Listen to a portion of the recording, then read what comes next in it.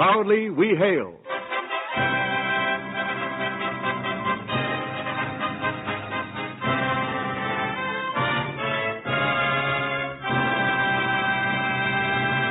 Greetings from Hollywood, ladies and gentlemen. This is C.P. McGregor, bidding you welcome to a special edition of Proudly We Hail, presented each week by your War Department. Yes, this edition of Proudly We Hail is marked Outstanding, for we present the most talked-about movie personality in Hollywood, that great star and great fellow, Clark Gable, in an original story by Tom Petty titled Repercussion, with music by Eddie Scrivanik.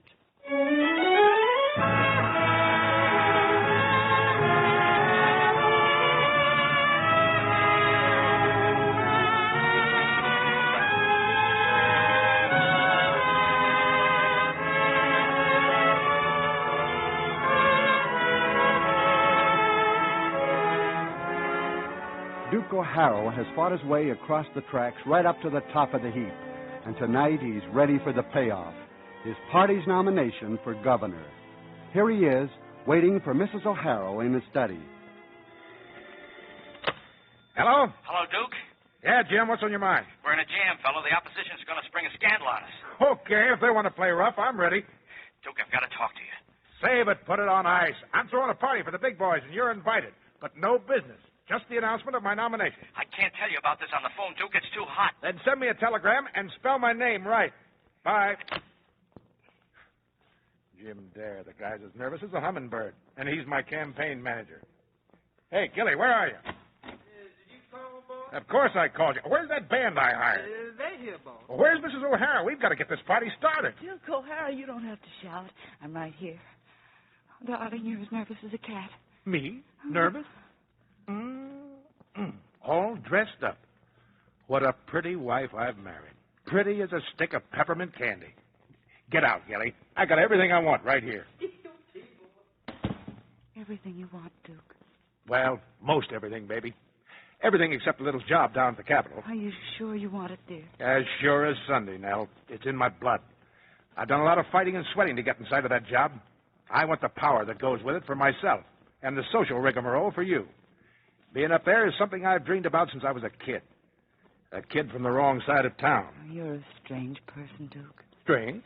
What's so strange about wanting to be governor? I didn't mean that. It's just that you're so sure. Oh, never mind. Oh, but I do mind. They're handing me the job on a silver platter. Don't you want to be the governor's lady? I just want to be with you, Duke. Always. But sometimes I'm acting like a schoolgirl. Who's nervous now?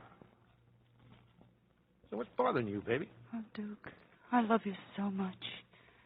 I never dreamed I'd find it difficult to tell you anything. Darling, I believe I'm afraid of you. Afraid of me, Nell? Why, I've been scared to death of you ever since that morning you came into my office to interview me. I never have figured out how I got the courage to ask you to marry me. I just had to, or you would have spilled all my secrets in your newspapers. Now I'm trying to tell you my secret, and I don't know how to begin. Oh, so my girl's been holding out on me. Spill it, baby, and I'll have the guy hanged when I get to be governor. Oh, it isn't that kind of a secret, dear.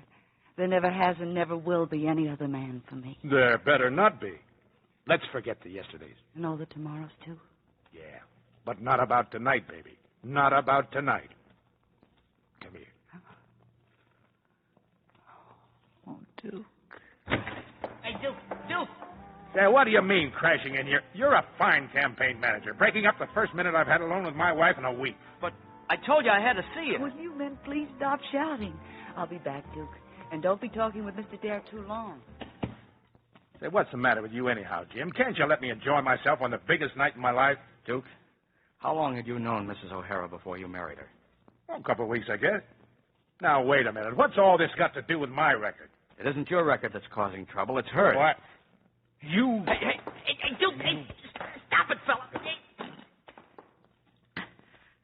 Hey, what are you trying to tell me, mister? I'm trying to tell you that you can't accept that nomination tonight. You can't ever be governor.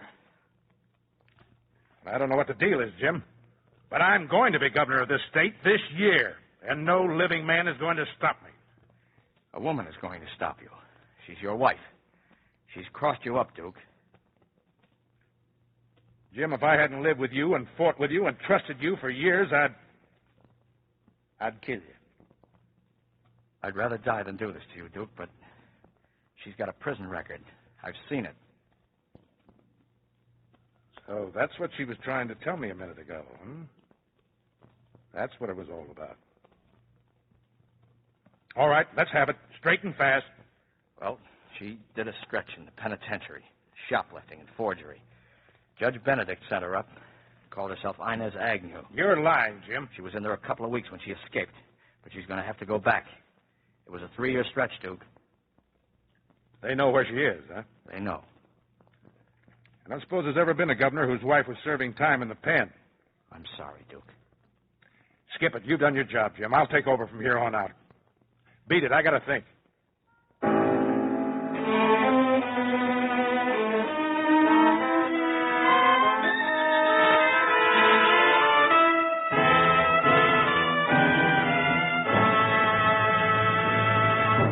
Our Proudly We Hail drama, Repercussion, starring Clark Gable, will continue immediately after this important message from your War Department. You young men just out of high school, have you made up your mind? Have you decided on a job or on further education? The new regular Army can give you both. That's right. You'll be able to continue your education while in the Army. You can study technical and cultural subjects up through college level. And all the while, you'll receive full-time Army pay for a full-time job. Talk it over with your Army recruiting officer first thing tomorrow.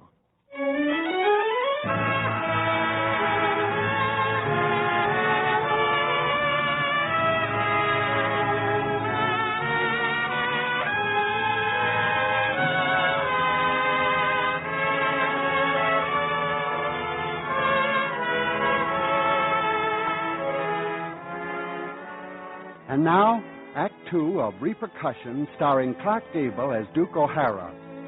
The newfound knowledge of his wife's prison record, certain to bar him from the governor's chair, has put Duke in a tailspin, and the O'Hara household's teeming with excitement as the guests begin to arrive.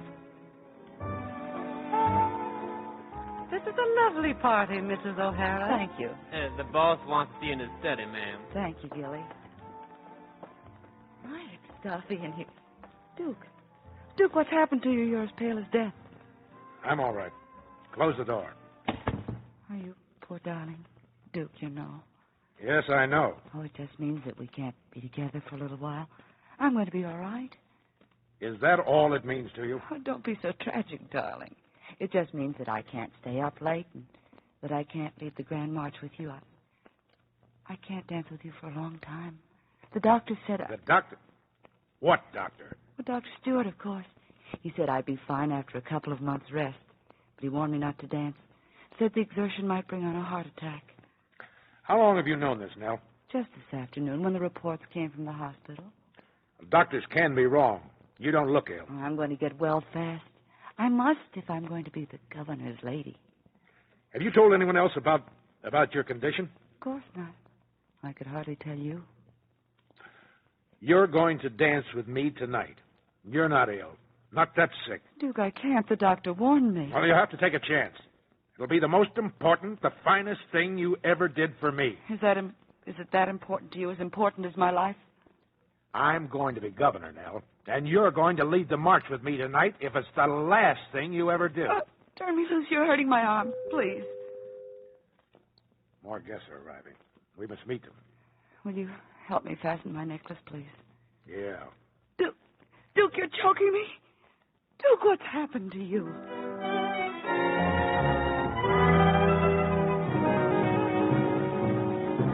Have you seen Mr. O'Hara?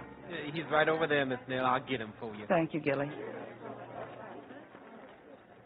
Ready for the grand march now? Duke, I'm going to have to go to my room. I feel faint. Nonsense. You're going to stay right here and dance with me. I've never seen you looking better, nor prettier, if I may say so. I don't understand you. You've changed. You're cruel. Maybe.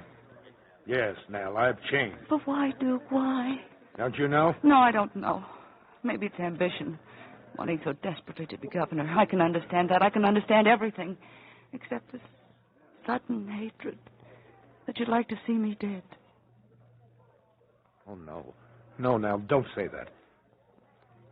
I must have been insane. I'm ready to dance with you. All right, ladies and gentlemen. I all know why we're here, so let's line up for the grand march. You ready, Duke? Let it go, boys. Stop it. Stop the music. This isn't on the program, but I've got something to say to all of you, and when I've finished, I hope you'll go on having fun. I've been a fool tonight. I put ambition ahead of love.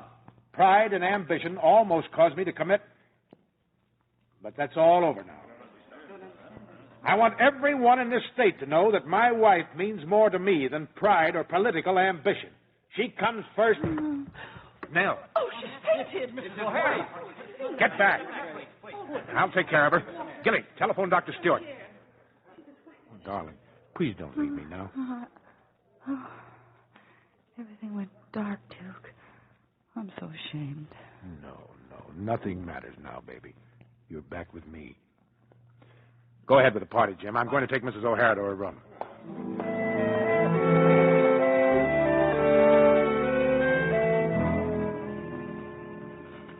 There, baby. Everything's going to be okay. Oh, I feel all right now. I must have fainted from happiness. You do love me, don't you? Yes, Nell. You aren't ashamed of me. No, baby. I'll never be ashamed of you. I don't care if you do have to go back to jail. Go back to jail? What on earth are you talking about? You'll never have to pretend again. We'll face this together. Face what, Duke? I don't understand. That 3-year prison sentence is waiting for you. Darling, that's the most absurd thing I've ever heard you say. Well, now, Nell, let's face it. Judge Benedict did send you up for shoplifting. You did escape. But, Duke, dear, that was a newspaper stunt. Darling, how long have you been thinking of me as a shoplifter, an escaped convict? Jim told me about it just before the party. Well, I'll tell you more about it. My paper got Judge Benedict to sentence me under an assumed name so that I could be in a cell with one of our most notorious women thieves. I found out all about the entire gang. Well, then all you did was to aid in the public service. Yes, darling. That's all I wanted to know. When they spring their big scandal, we'll laugh them right out of the state. And I'll laugh the loudest. Now give me a kiss and get back downstairs to our guests. I'll be waiting for you, darling. Okay, baby. I'm going down and tell them you've just elected me governor.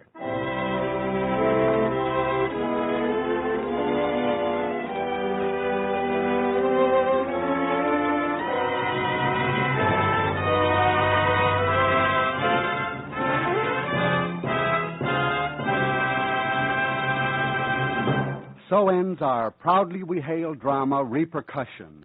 Now, these important and timely words from Wendell Niles. Young men, the career of the future is in the air, and you can choose your specialty in the Army Air Forces. That's right, men. You can pick your school before you enlist.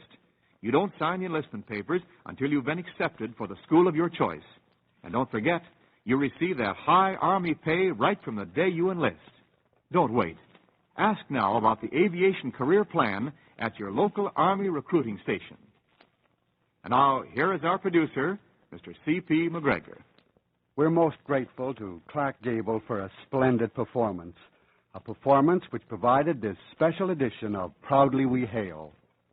Mr. Gable appeared through the courtesy of the Hollywood Coordinating Committee, which provides for the appearances of all radio and motion picture stars on this program. Don't forget to listen to Proudly We Hail each week at its regular time on this station, when we will present such outstanding stars as Van Johnson, Fred McMurray, Brian Donlevy, Marie McDonald, and the best in Hollywood. And now, until the next program at the regular time, this is C.P. McGregor saying cheerio from Hollywood.